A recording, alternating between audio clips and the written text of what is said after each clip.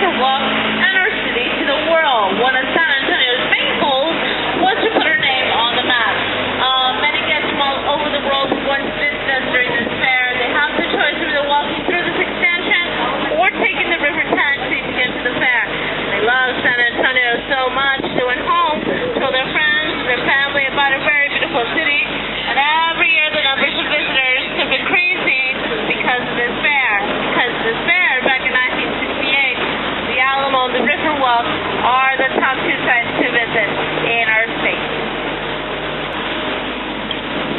Alright, my dears, coming up onto the right-hand side, you're going to start to see some black little rails, and beyond the black rails is a beautiful waterfall.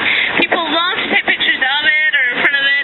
Well, the waterfall was put out here to produce circulation and oxygen for all the plants and wildlife that live out here. Of course, you may have noticed ducks, they introduce themselves. We have other species of birds, turtles, snakes, bass fish, all kinds of wildlife live out here. We're trying to compress natural gas.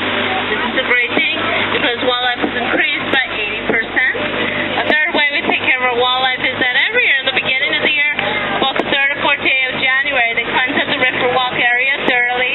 It's about a week's process to do this. The first 2 days, they drain out the water, pump